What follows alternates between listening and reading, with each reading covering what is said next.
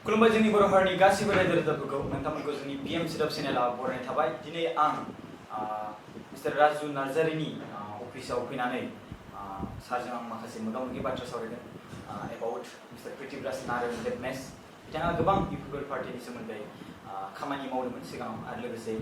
जेब्ला बिथाङा रिलिज जाबाय बा पार्टिनिफ्राय होखारजाबाय अब्ला बिथाङा गोबां बायदि बायदि बाथ्रा बामसावगासिनो दङ होख्राव ओरै दाबसे निउस चेनेलफ्राव माने थाङै बायदिसिना इउपिपिएलनि सोमोन्दै गाज्रि बा लिडारफोरनि सोमोन्दै गाज्रि बाथ्रा सावरायगासिनो दं। स' बेसेबांसो सैथो बिनि सायाव जों बाथ्रा सावरायगोन। जों दिनै मिथिनो मोनगोन जोङो इउपिपिएलनि सेक्रेटारि जा मिस्टार राजु नार्जारि सारजों जों बेवहाय मोगा-मोगि लागोन। स' सिगाङावनो सारनिफ्राय जों बेखौनो मिथिनो लुबैदोंथ' सारजों सिगाङाव मोगा-मोगि खालामखांखाबाय। स' बे नैथि खेब सारजों नङा होमबा? स' फार्स्टआवहाय आं बेखौनो सोंनो लुबैदों डक्टर अनजलि दैमारिनि मोनसे कुइसन बेनो आंनिफ्राय जे जब मिन्स साख्रि नामा? गिबियावनो PM सिदाब चेनेलनि नायगिरि बिथांमोननिसिम खुलुमनाय जासिहरग्रोबाय। बिथाङा जोबोद मोजां मोनसे सोंलु सोंदों आरो बेबायदिसो सोंलायनांगौ गणतन्त्रआव डेम'क्रेसियाव बिदि सोंलायबासो क्लियार जालायलायो। नोंथांनि चेनेलाव आं आगोलावनो खनसे इन्टारभिउआव बुंखांबाय जब माने सरकारि साख्रिल' नङा, जब माने खामानि जिखुनु खामानियानो जब, इंलिसनि बेखौ जब होननानै बुङो, जिखुनु खामानि। दा जों जे इउपिपिएलआ बुंजों वान भट वान जब, बे जिनिसा माखासेया जाबाय सरकारि साख्रि, माखासेया जेरैहाय जों बुंदों जे गावसुंथा हान्जा बा सेल्फ हेल्प ग्रुपनो जोङो 75,000 खरि हरगोन। बेवहाय बे 75,000जों लाख जोंनि सेल्फ हेल्प ग्रुपनि सोद्रोमाफ्रा सोरबा नोङो दाउनि फार्म खालामगोन, सोरबा अमा फार्म खालामगोन, सोरबा नानि फार्म खालामगोन, सोरबा मोसौनि फार्म खालामगोन, बेफोरजोंहाय खामानिनि मोनसे सुबिदा मोनो। गुबुन मोनसेया जोङो एन्टारप्रिनरशिपखौ गोबां जोङो माने बेखौ फोजौनो थाखाय सेस्था खालामगोन, बेखौ प्रम'सन होनो सेस्था खालामगोन। दा जोङो हस्पिटालिटि इन्डास्ट्रियावहाय बर'फ्रा जों बिराद मोजां, बर'ल' नङा जोंनि ओनसोलाव। हमना लादो जोंनावहाय जोंनि बाजै हटेल दं, आइ हटेल दं, बेबायदिनो गोबां हटेलफोर आं मुं लाजोबनो हाया, बिसोरखौ आं बुंबाय। बेवहाय गोबां मानसिया इमप्लयमेन्ट मोननांगौ, बे जब नंगौना नङा? सोरबाया दिनै जोंना सिकिउरिटि गार्ड जानानै दंयो बाहेरायाव, नङा होमबा? सोरबाफोर हमना लादो मोनसे मिस्ट्रिनि खामानि मावनो नागिरो, राजमिस्ट्रिनि खामानि मावनो नागिरो, खिन्थु जोंनाव दिनै राजमिस्ट्रि गैया बर'फोरनि गेजेराव, बा जोंनाव राजमिस्ट्रिया गुबुन हारिनियावबो गैया, मुस्लिम कमिउनिटियाव दङ एसे, खिन्थु जोंनि बर' हारिनियाव गैया। दा बेवहाय जोङो जुदि राजमिस्ट्रि ट्रेनिं होयोबा बिसोरो जोंनाव जे इसेबां इनफ्रास्ट्राक्चार क्रिएट जागोन, सेन्ट्रेल इउनिभारसिटि जागोन, NIT जागोन, अर्गेनिक इउनिभारसिटि जागोन, स्पर्ट्स इउनिभारसिटि जागोन, बेफोराव जे इसेबां बुरजा माने बिल्डिंफोर लुगोन, बे बिल्डिंफोरखौ सोर लुगोन? जोंनोथ' गोबां मिस्ट्रिनि दरकार दं। दा बेफोर जिनिसखौ बोरैहाय जों सुफुंगोन?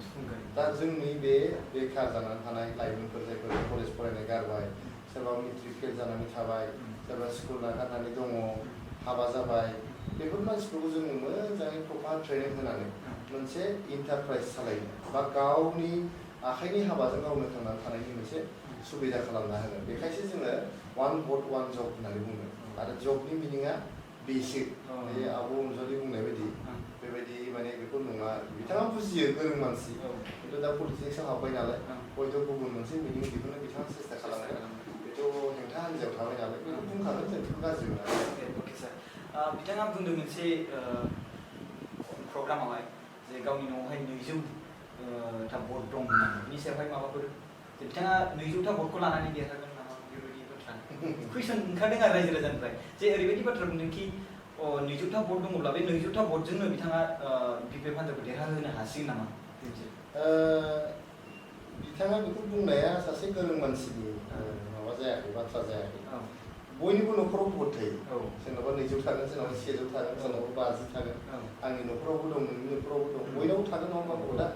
दा गावनि न'खराव बेसेबां दं बेजोंथ' देरहाया, आंनि न'खरनि भटजोंथ' आं जे हानजाखौ सापर्ट खालामदों बेथ' देरहानो हाया। जोंनो रायजो राजानि भटसो नांगौ, नङा होमबा? दा आब' अनजलिया बे हयथ' ओरैबायदिसो बुंनाय जागोन जे रायजो राजानि भट मोनैनि, रायजो राजानि मदद मोनथारैनि, गावनि न'खरनि भटखौल' बिथाङा सानफ्लांबाय। आं सानो आरो स' बिनि गेजेराव एक्स इन्डिया आरडिनिनो बि मोनबाय बिथाङा बुंदों कि रन्जन दैमारि सारा इउपिपिएलखौ सापर्ट खालामनांगौ होननानै बे बाथ्रा बुंदों बेसेबांसो सैथो ओमफ्राय बिनि गेजेराव बिनि बिनानावानो बिपिएफआव हाबबाय मोनसे बाथ्राया मा जोंहा रन्जन दैमारि सारा जेल सिंनिफ्राय मा बुंदों आं बेखौ मिथिला आं खोनायाखैबो दा बि मोनबाय बिथाङा मा बुंदों आं बेखौबो नुवाखै दा सिंनिफ्राय हयथ' बबे हान्जाखौ सापर्ट खालामदोंमोन आं बेखौ बुंनो हानाय नङा खिन्थु दिनैनि थारिखआव जिहेतु एनडिएफबि मोनसे हान्जाखौहाय डिसबेन्ड खालामनाय जाबाय 30 जानुवारियाव सारेन्डार खालामखांनायनि उनाव एनडिएफबिखौ गासिबो एनडिएफबि मोनब्रै बर्डखौहाय सिफायनानै दा बिथाङा नों आं बायदि बिथांमोना सासे नोगोरारि जानानै दंसै माने सिभिल सासे सिटिजेन जानानै दंसै दा एज ए सिभिल सिटिजेन जोंहा बयहाबो मोनसे गणतान्त्रिक अधिकार दं डेम'क्रेटिक मोनसे राइट दं जिखुनु हान्जाखौहाय मदद होनो थाखाय दा बेवहाय इउपिपिएलखौनो होजोबथारनांगौ बा बिपिएफखौनो होजोबथारनांगौ बा सोरबा बिजेपि कंग्रेसखौनो होथारनांगौ बेबायदि बाथ्रा गैया जाय जेराव मदद होनो गोसो जोंनि आब' अनजालिया बिपिएफखौ मदद होदों बेखौ जों नुदों बेहाय जोंहा जेबो बुंनांगौ गैया खिन्थु बिथांनि सिगांनि बाथ्राफोरजों मिलाया थांनाय बोसोराव बिथाङा बिपिएफखौ मोनसे जाख्ल'ग्रा हान्जा होननानै बुंबाय आइजोफोरखौ अपमान खालामदों होननानै बुंबाय जोबनानै होआखै होननानै बुंबाय बेजों लोगोसे बिथाङा बर' नेसनेल कनभेनसननि सासे कनभेनारमोन एनडिएफबिनि जेंनाखौ फोजोबनो होननानै बर' नेसनेल कनभेनसनाव बिथाङा गोबां जुजिदोंमोन खिन्थु बिथाङा आगोर मोनाखैमोन जेबो खालामनो हायाखै दा बेवहाय गोदानै बिपिएफआव थांबावनानै बिथाङा मा खालामहैनो हागोन मानसिफ्रा बुंसोलायदों फैगौ एमएलए इलेक्सनाव बिथांनो टिकेट होगोन होननानै बुंदों जुदि बिपिएफ हान्जाया जेननानै थाङोबा बे बिपिएफनिफ्राय टिकेट लानानै आब' अनजालिया मा खालामो बेफोर जिनिसखौ आब'आ साननाया मोजांमोन दा थांबाय जेबो नङा माने अल द बेस्ट टु हार मोजां मावनांगौ खामानिखौ नोंथांनि मथेब्ला बिथाङा मोनसे प्रग्रामाव बुंदों कि बिथांनि माने बिपिएफआव हाबनायनि जाहोन बा पलिटिकेलाव हाबनायनि जाहोना जाबाय कि एनडिएफबि संग्राम मोनसे मुभमेन्टआ जोबनायनि थाखाय स' नोंथाङा मा सानो एनडिएफबिनि मुभमेन्टआ जोब्बाय नामा बड'लेण्ड स्टेटनि थाखाय दिनै 30 जानुवारियावहाय एनडिएफबिया सारेन्डार खालामखांनायनि उनाव बा 27 जानुवारियाव बिटिआर सुक्ति जोबनायनि उनाव खमसे खम एनडिएफबि हान्जाया जोब्बाय हयथ' संग्रामा जोबाखै खिन्थु एनडिएफबि हान्जाया डिसबेन्ड खालामनाय जाबाय मेडामा जे डक्टर अनजालि दैमारि मेडामा जे बुंदों कि एनडिएफबिनि संग्राम बे जोब्बाय बा मुभमेन्टआ जोब्बाय एनडिएफबिनि संग्रामाथ' जोब्बाय एनडिएफबि हान्जायानो जोब्बाय नालाय बेखौ डिसबेन्ड खालामनाय जाबाय गभर्नमेन्ट अफ इन्डियाजों मोनसे सुक्ति जाबाय मुभमेन्टजों संग्रामजों डिफारेन्स जायो नामा न संग्रामजों मुभमेन्टजों एखे जिनिस इंराजियाव मुभमेन्ट होनबाय बेखौ नोङो एसामिसावथ' संग्राम होनबाय जोंनाव हयथ' जोङो बेखौहाय सोमावसारनाय होननानै बुंबाय बर'आव बे एखे जिनिसानो एनडिएफबि मोनब्रैबो हान्जा दुलाराय बर' फरायसा आफाद इउपिपिअ बिटिसिनि चिफ मानगोनां हाग्रामा महिलारि सार भारत सरकार आरो आसाम सरकार ज' गोरोबथायाव फैदोंमोन आरो बिथांमोना सागान होदोंमोन बिटिआर गोरोबथायावहाय आरो बुंदोंमोन जे जोङो एनडिएफबि हान्जाया आलादा रायजो दाबिदोंमोनब्लाबो आलादा हादोर दाबिदोंमोनब्लाबो जिहेथु जों बेखौहाय मोननो हायासै बिनिफ्राय गुबुन दाबिफोरखौहाय मोननायनि थाखाय जोङो दिनैहाय गोजोन गोरोबथा खालामनानै गासिबो जोंनि अस्त्र शस्त्रखौहाय सरकारनो गथायनानैहाय जोङो गोजोननि लामाखौ हान्थिनोसै आरो जों दावराव दावसियाव थाबाय थाला बेबायदि होननानैनो बे बिटिआर गोरोबथाखौ खालामनाय जादों 22 जानुवारियाव आरो 30 जानुवारियावहाय सारेन्डार खालामनाय जाबाय बिनि उनाव बेखौहाय हान्जाखौ सिफायनाय जाबाय डिसबेन्ड खालामनाय जाबाय बिनि उनाव आरो गोदानै एनडिएफबि हान्जाया संग्राम खालामफिननायनि बाथ्राखौथ' थानो नांला सोरबाफोर खालामोबा बे आलादा खोथा खिन्थु जिहेतु बेखौ डिसबेन्ड खालामनाय जाबाय उइदाउट माने हाथियार लायालासिनो बाथ्राजों माखासे पइन्ट अफ भिउ बुंनो हानाय मोनसे मोन्थाय थायो नामा थायो बयहाबो सासे जोङो भारतनि नोगोरारि हिसाबै जोंहा मोनसे गुदि मोनथाय राइट दं freedom of expression and speech जोङो हायो आरो राइट टु एसेम्बलि होननायबो दङ जोंहा बेबो मोनसे फान्डामेन्टेल राइट जों ज' जानानै माबा मोनसे बाथ्रा बुंनो हानाया एसोसिएसन दानाया जोंनि मोनसे गुदि मोनथाय बेखौ रावबो जोंनिफ्राय सिख'नानै लानो हाया जोङो माने एसोसिएसन दानानै माने गणतान्त्रिक भाबै आरो गोजोनै पिसफुलि माबा मोनसे खालामोबा ल' एन्ड अर्डारखौ सिफायाबालाय माबा मोनसे खालामो बेखौ होबथानो हाग्रा खुनु माने गोहो गैया भारताव मानोना जोंहा मोनसे संबिजितनि मोनथाय बे दंखायो थेंक इउ सो माच सार आंनि सोंनायखौ फिननाय होनायनि थाखाय दायो जों सावरायगोन बे मिस्टार प्रिथिब्राज नारायण टेकनेस बिथाङा माखासे इउपिएलआव जइन जानानै दसे सम जइन जानानै माखासे खामानि मावदोंमोन आरो लोगोसे बिथाङा जेब्ला गावनि गाज्रि बिहेभ खालामनायनि थाखाय गावनि आखल आखुखौ मोजाङै बा पार्टिनि माखासे रुलफोरखौ सिफायनायनि थाखाय बिथाङा रिलिज जानांबाय बा होखारजानांबाय नङा होमबा स' बिनि सायाव जों सावरायनोसै दायो नोंथांमोनहा मा सानो जे बिथाङा रियेलि राजकुमार नामा बर'नि नोंथांमोननि माने मा प्रुफजों लोगोसे नोंथांमोना बेखौ राजकुमार गनायो नामा आं आंनि गावनि व्यक्तिगत बाथ्राखौसो बुंगोन बेवहाय हानजानि बाथ्रा फैया मोनसे पलिटिकेल पार्टिया सोरखौबा राजकुमार बा राजा बे होननानै मानिनायनि बाथ्रायानो फैया जोङो मोनसे सुबुं दारा खान्थिनि हादोर सुबुं दारा खान्थियाव रायजोआनो राजा बेवहाय खुनु राजा थाया रायजोआनो राजा रायजोनिफ्राय देरसिन बाव राजा थाया आरो जेब्लानाखि जोङो 1950 मायथाइनि 22 जानुवारियावहाय जोङो गणतन्त्र होननानै हादोर होननानै जों गनायनानै लादोंमोन संबिधानखौ जों बजबदोंमोन बि.आर. आम्बेडकारनि माने दैदेननायावहाय मोनसे संबिजित सुजुनाय जादोंमोन बिनि उननिफ्राय जोङो सुबुं दारा हादोर आरो बेवहाय खुनु राजाखान्थि राजतन्त्रनि बेयाव जायगा गैला आरो आंनि व्यक्तिगत खोथाया जाहैबाय जों बर'फ्रा 1826 मायथाइयाव जेब्लानाखि इयान्डाबु गोरोबथा जादोंमोन इयान्डाबु गोरोबथानि गेजेरजों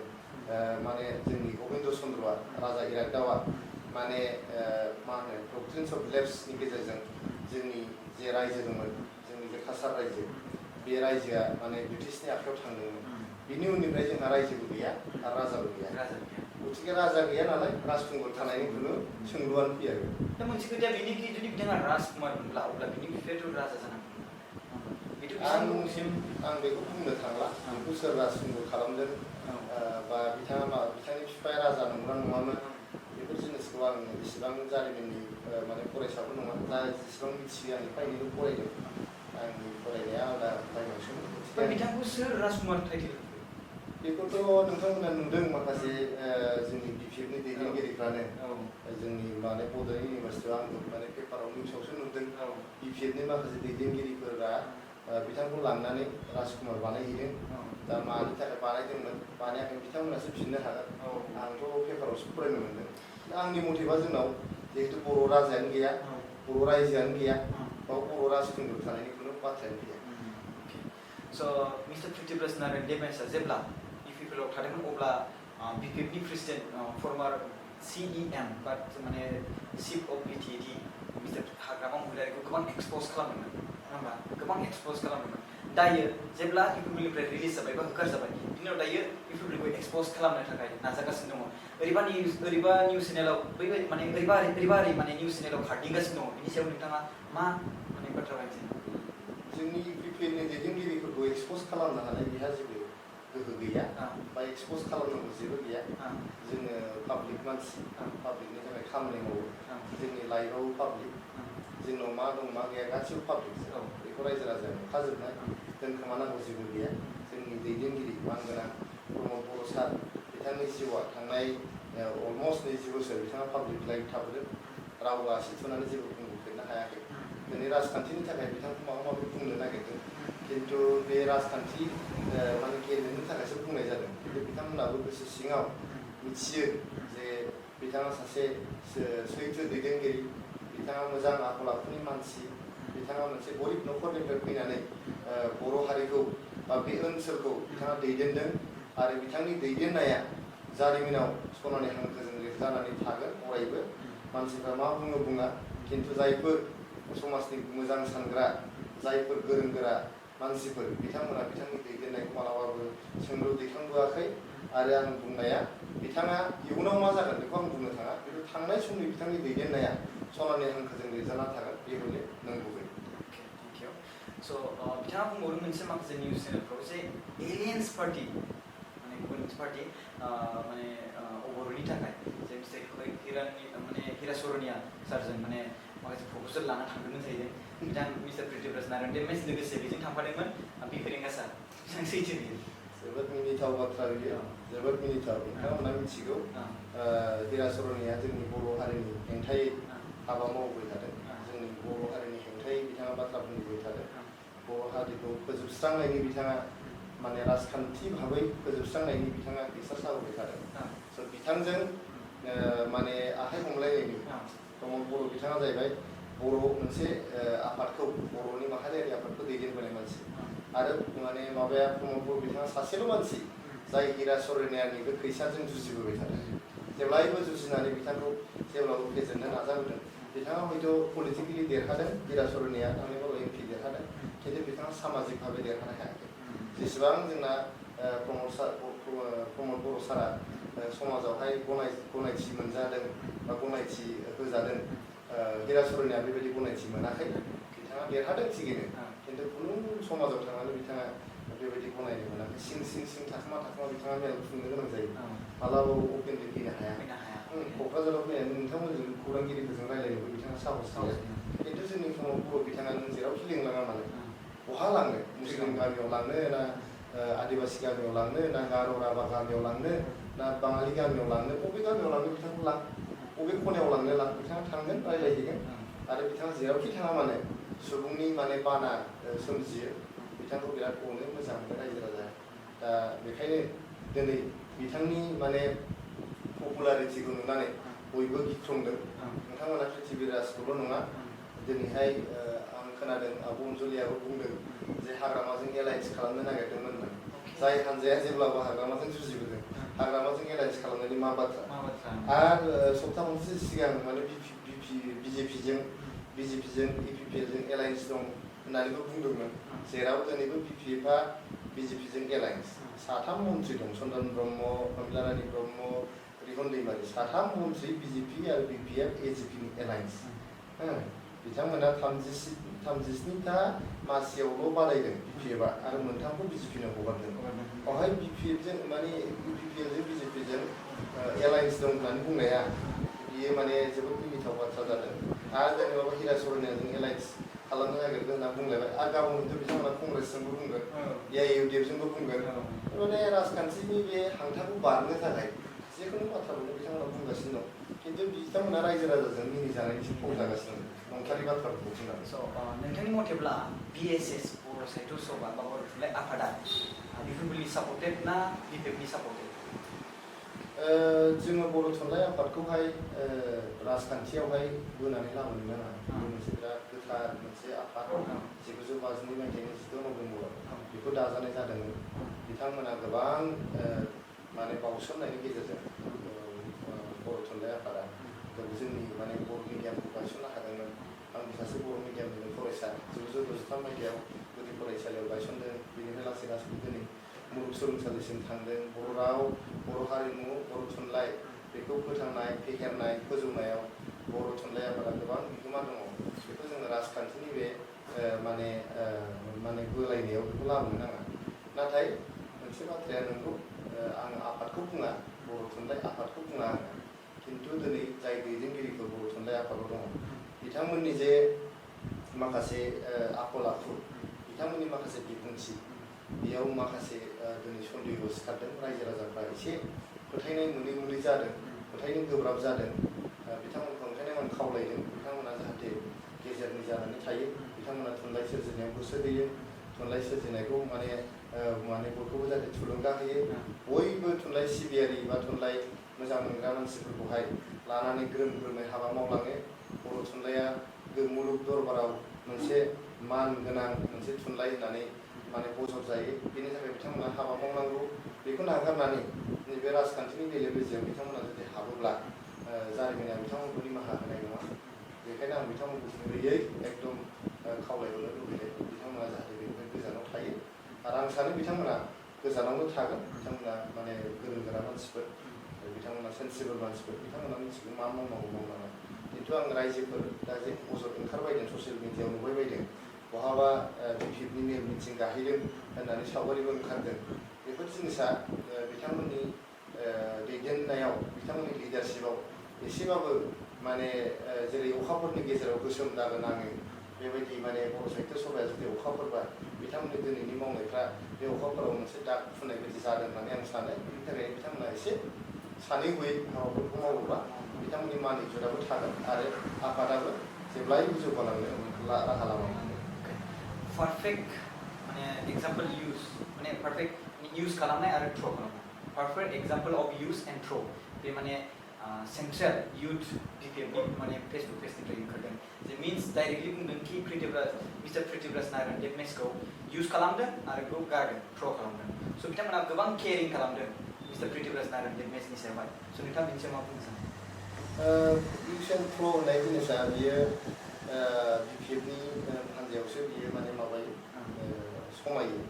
गोबां दैदेनगिरिफोरखौ बिथांमोना जोंनि बे सिडि श'खौ थगाय थसि लानानै थांदों बिदिनो जेबो बिबान होआखै जेबो माने बेबायदि मा होनो मोजां खामानि मावनो बिथांमोननो सुबिदा होआखै गथिखे बिथांमोना बेखौ बुंनाया थिग नङा बे पृथ्वी नारायण देब मेचखौ जोंनि पार्टिनिफ्राय माने होखारनाया बियो जोंनि इन्टारनेल खोथा बावहाय गुबुन हान्जाया बावहाय बुंनांगौ मा बाथ्रा दं जों मोजां मोनाखै जोंनि हान्जानि बिथाङा बेरेखा हाबा मावदों जों बिथांखौ हगार हरदों बावहाय गुबुन हान्जायाबो खर' सानांगौ मा बिथांमोननो नांगौबा बिथांमोना लांनानै लाहैथों नङा होमबा ओमफ्राय बिथांमोना इउज एन्ड थ्र' खालामो ना मा खालामो तखन बिथांमोना मिथिगोन गथिखे जोंनि इन्टारनेल पार्टि मेटाराव गुबुन पार्टिफ्रा बुंनांगौ बावहाय जेबो बाथ्रा स' दायो बिथाङा माखासे निउज चेनेलफ्राव बुंदों बे मिस्टार प्रिटिभराज नारायण देब मेचआ जे न' बड'लेण्ड न' रेसआ एगेन जाफिननो हागौ बेथ' जाखागोन फिउचाराव नङा होमबा ओमफ्राय बिथाङा बे इलेक्सननि समावहाय जे बिथाङा होखारजाखांनायनि उनावहाय बुंगासिनो दं बिनि सोमोन्दै एसे रायजो राजाफोरखौ बुंफोरना होयोब्ला बिथाङा जोबोद माने उन्दै मानसि आङो 1997 मायथाइनिफ्रायनो बे बड'लेण्ड आलादा रायजो जानायजोंहाय लोब्बा थाबोनाय मानसि 1997 मायथाइयाव आङो गसाइगाव आनसलिक एबसुआवहाय हाबनानै खामानि मावजेनदोंमोन दा बावहाय बेनिफ्राय आङो दिनैसिम माने बे मोनसे इस्युजों आलादा रायजो बड'लेण्ड सोरजिनायनि जे सोमावसारनाय बेजों जड़ित जाबाय नाथाय बिथां पृथ्वी नारायण देब मेचआ 22 बोसोरनि सासे गथ' सासे उन्दै मानसि यां मानसि बिथाङा टेलेन्टेड मानसिया ब्रिलियान्ट आं बुंनांगोन खिन्थु बिथाङा बिथांनि ब्रेन आरो बिथांनि टेलेन्टखौ मोजां लामायाव बाहायनो रोंनांगोन दासिम आं बिथांखौ बेखौ नुवाखै बिथाङा जाफुंसारनो थाखाय साक्सेसनि थाखाय सर्टकाट मारिगासिनो दं बिथांखौ आं खावलायनो लुबैयो साक्सेसआ जेबो सर्टकाट थाया खस्थ' खालामनांगोन नङा होमबा जोबोद खस्थ' खालामनांगोन दिनैहाय बिथाङा बे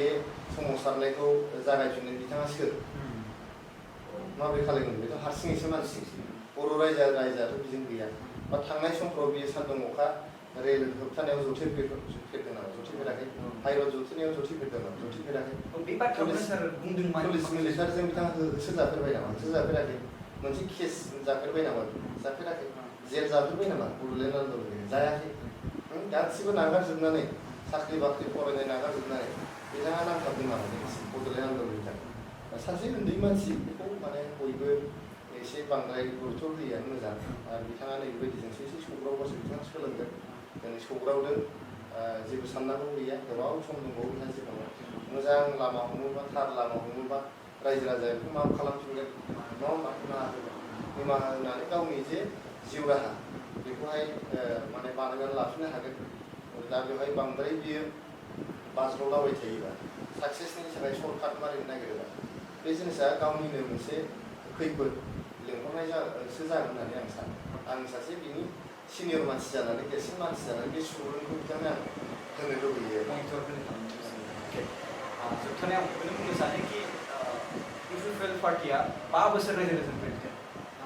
दा लकडाउननि गेजेराव माने बेयो माखासे खामानि जेसेबांखिनि केम्पेनिं खालामनांगौ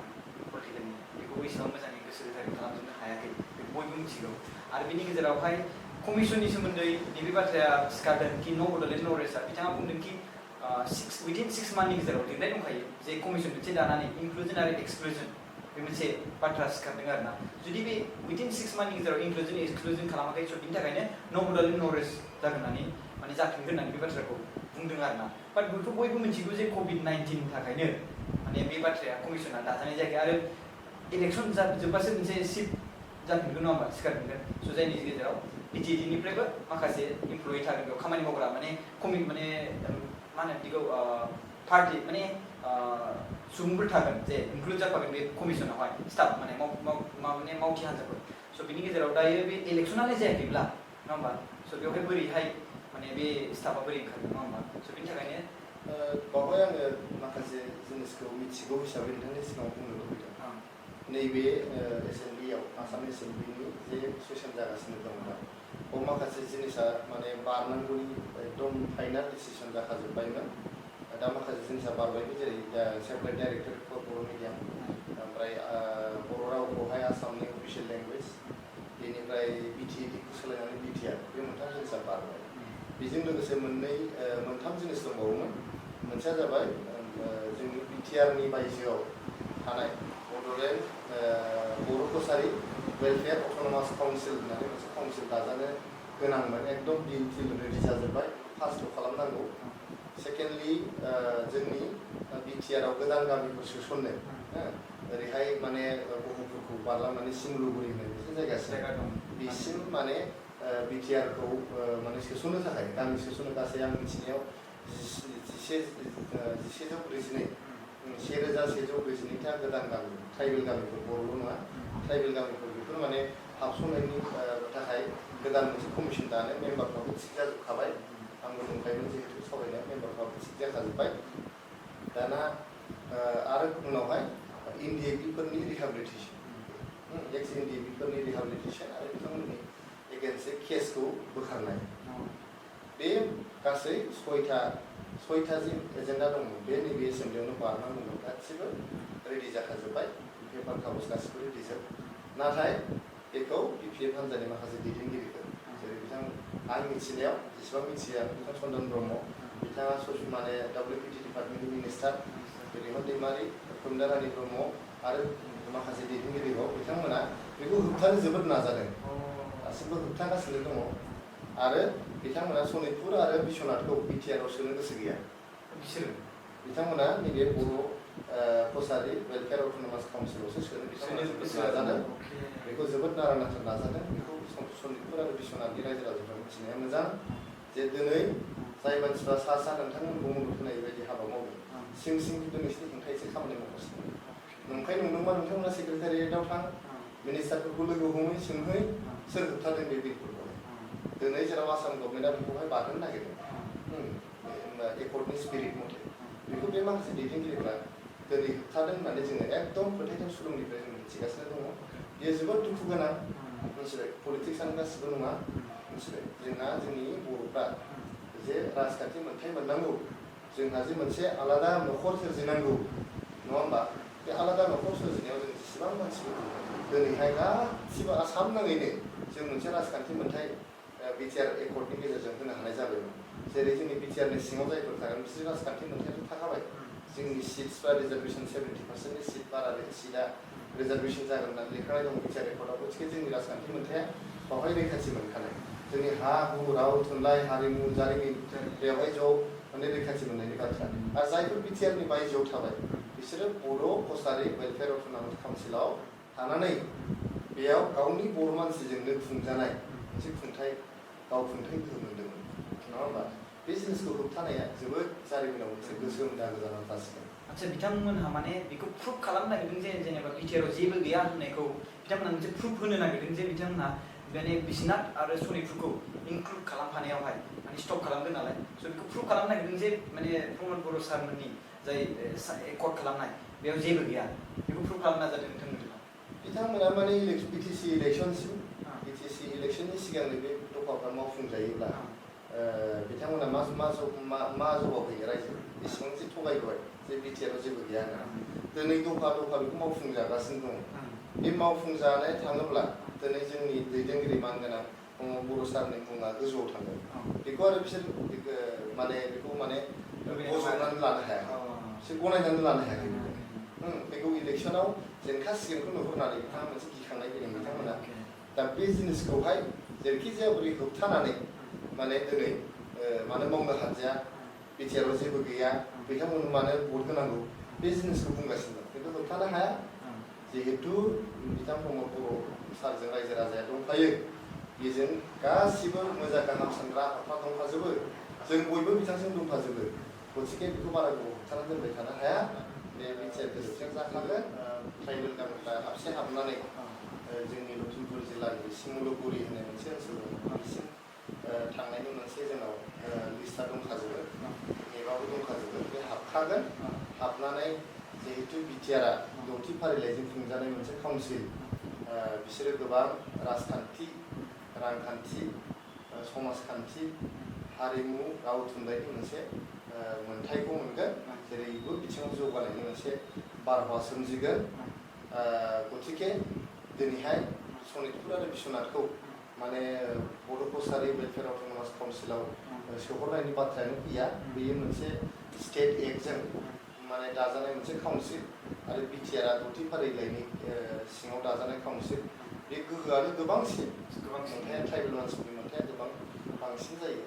6थि फारिलाइयाव 6 सिडिउलाव आरो बेयो मोनसे नन 6 सिडिउल मोनसे काउन्सिल बेयाव हाबफैनायनि जेबो बावहाय प्रश्नआनो फैया स' दायो जों माने आङो जोबथायावहाय बेखौनो सोंनो सानबाय कि दायो 6-7 मान्थसनि गेजेरावहाय जोंहा इउपिपिएल बा बिपिएफआ गोबां नाजागासिनो देरहानो बिपिएफआ गावसिनि दोलोखौ देरहानो बा इउपिपिएलआ गावनि दोलोखौ देरहानो दा इउपिपिएल पार्टिया 5 बोसोर रायजो राजानिफ्राय बिदों जोङो बे 5 बोसोरनि गेजेराव सोलायनाय लाबोगोन नोंसोरनि थाखाय रायजो राजाफोरनि थाखाय जेसेबांखिनि डेभेलपमेन्ट जों लाबोनो नाजागोन आरो जोंनो खेबसे चान्स हो बे बाथ्राखौ इउपिपिएल पार्टिनि माखासे दैदेनगिरिफ्रा आरो इउपिपिएल पार्टिया बुंगासिनो दं आरो दिन्थिगासिनो दं बेनि गेजेराव रायजो राजाफ्रा बे बाथ्राखौ खोनानानै नोंथांमोननिसिम बेसेबांसो मोजां रेसपन्स होदों थांनाय 17 बोसोरनि बिपिएफनि जे जाख्ल'नायनि सरखार अन्नाय अत्याचारनि सरखार मोनसे माने मा होनो बिदिखौ दुग्गा मोनसे खुंथाय माने जोबोद गावखौनो गाव गौरब खालामनानै आरो गावनि हेंथायै थांब्लानो नाख्रेबनाय बुख्रेबनाय गाख्रेबनाय मोनसे सरखार 17 बोसोरनि जानानै थांबाय दा बेनिफ्राय बारग'नो थाखाय गासिबो जाथि जनगोष्ठीनि रायजो राजाफ्रा खनसे माने सोलायनो नागिरदों गणतन्त्रआव मोनसे सरकारखौ इसेबां गोबाव दोनबावबायसो 17 बोसोर एबार सोलायनाया फैगोन एकदम खाथां आरो इउपिपिएलआ 28निफ्राय 30 सिट लानानै देरहानानै बिटिआर गभर्नमेन्टखौ सालायगोन आरो बिटिआर गोरोबथानि मोनफ्रोमबो दफाखौ मावफुंजोबनानै जेरैबो बिथिङाव गोजोन जौगानाय आरो माने जेरैथिंबो अनलायनाय न्याय जाहाथे अननाय रावनिबो सायाव जाया जाथि जनगोष्ठीनि गेजेराव गोरोबलायनाय फैयो जोंनि हा हुनि रैखाथि थायो जोंनि राजखान्थि मोनथाया रैखाथि मोनो जोंनि राव थुनलाइ हारिमु जेरैबो जौगासारनाय फैयो बे बिथिङै हाबा मावगोन बेनि थाखायनो एबार सोलायनाया एकदम माने खाथां जाबाय स' रायजो राजानिफ्राय बे फिननायखौ नोंथांमोना मोन्दांथि मोननो हादों आरो नोंथांमोना स' थेंक इउ स' माच सार जोंनो बिएमसि राव चेनेलनो एसे सम होनायनि थाखाय नोंथाङा दासान्दि गोबां माने गावनि खामानियाव बेस्थ' दङ अब्लाबो नोंथाङा जोंनो एसे टाइम होबाय दसेनि थाखाय थेंक इउ स' माच गोजोननाय थाबाय आरो जोंनि रायजो राजाफ्रा बे भिडिअखौ जोबजासिम नायदोंब्ला निस्सय नोंथांमोना बुजिबाय माखासे बाथ्राफोरखौ माने जोङो सावरायबाय मिनिस्टार प्रिटिभास नारायण डेडमेन्सनि सायावहाय आरो जोंहा सावरायबाय मेडाम डक्टर अनजुलि टिम्बारनि सायावहाय स' नोंथांमोना भिडिअखौ नायदोंब्ला गोजोननाय थाबाय जोंनिफ्राय थेंक इउ स' माच फोरमायथां